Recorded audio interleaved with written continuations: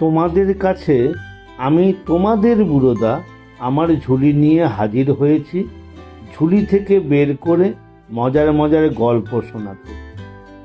তাহলে আমি ঝুলি খুলছি খুলছি, দেখি আজ তোমাদের জন্য কোন গল্প ঝুলি থেকে বেরোয়। আজ আমার ঝুলি খুলে যে বইটি আমার হাতে এলো সেটি হলো স্বামী বিশ্বাশ্রয়ানন্দের লেখা শিশুদের মা সারদা দেবী। শ্রীশ্রীমায়ের বাটি। শ্রীশ্রীমায়ের এই বাড়িটি তেতলা।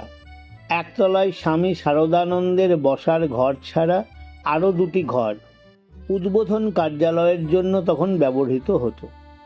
বাড়িটি তাই শ্রীশ্রীমায়ের বাটি এবং উদ্বোধন কার্যালয় এই উভয় নামেই পরিচিত। এছাড়া ভাঁড়ার ঘর, রান্নাঘর ইত্যাদি।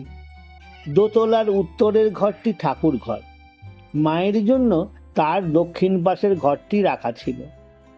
মা সে ঘরে 3 রাত্রি বাসের পর ঠাকুর ঘরে চলে গেলেন।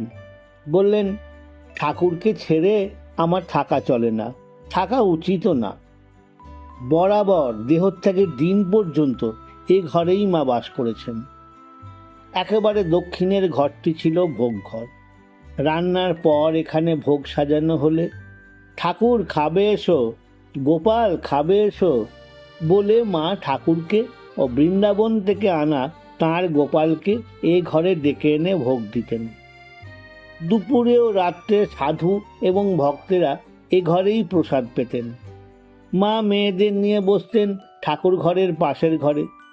রাত্রে স্বামী সারদানন্দ এই ভোগ ঘরে শুতেন, ভোরে উঠে নিচে চলে যেতেন। এই ঘরটিতে বসে মা দীক্ষাও দিয়েছেন। তেতলায় সিঁড়ির দক্ষিণে একখানি মাত্র ঘর। গোলাপ মা সেখানে থাকতেন। গোলাপ মা ও যোগিন মা এ বাড়ির গৃহস্থালির সব কাজ করতেন। এরা যেন মায়ের জয়া বিজয়া। পূজা করতেন মা। যোগিন মা রাত্রে বাড়ি চলে। 1915 খ্রিস্টাব্দে শ্রীশ্রীমায়ের বাটির ঠিক পূব লাগাও একখণ্ড জমির উপর মায়ের বাড়ির সঙ্গে মিলিয়ে একতলায় ও দোতলায় একখানি করে ঘর নির্মিত হয়। তখন থেকে স্বামী সারদানন্দ দোতলায় মায়ের ঘরের ঠিক পূবের নতুন ঘরটিতে থাকতেন। এর নিচের ঘরটি উদ্বোধন অফিসের জন্য ব্যবহৃত হতো। কি আনন্দের কথা উমে! মায়ের শ্রীশ্রীমায়ের বাটিতে আসার আগে কয়েকটি বিশেষ ঘটনা ঘটে। মা জয়রাম বাটিতে থাকলে ভক্তেরা সেখানেও যেতেন।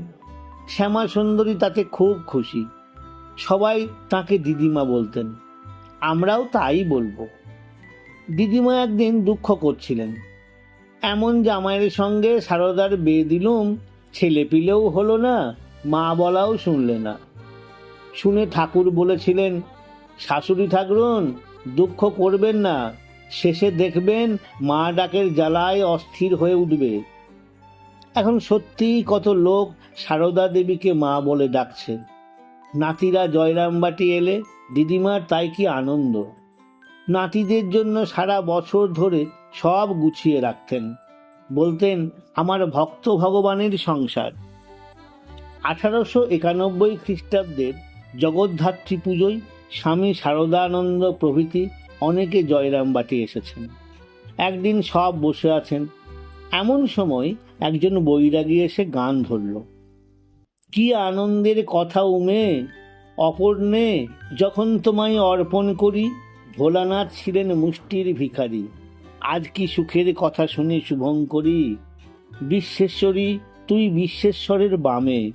খ্যাপা খ্যাপা বলতো আমার দিগম্বরে, গঞ্জনা সয়েছি কত ঘরে পরে। এখন নাকি তাঁর দ্বারে আছে দাড়ি, দেখা পাই না তাঁর ইন্দ্র চন্দ্র জমে। গানটি জগজ্জননী উমাকে নিয়ে লেখা হলেও আমাদের উমামা সারদারই জীবনের অবিকল ছবি। তাই সবার মনে গভীর দাগ কাটল। বৈরাগীকে আবার গাইতে বলা হলো। শেষে দিদিমা বললেন, হ্যাঁ গো, তখন জামাইকে সবাই খ্যাপা বলতো, সারদার অদৃষ্টকে ধিক্কার দিত, আমায় কত কথা শোনাতো, মনের দুঃখে মরে যেতাম। আর আজ দেখো কত বড় ঘরের ছেলেরা দেবী জ্ঞানে সারদার পা পুজো করছে।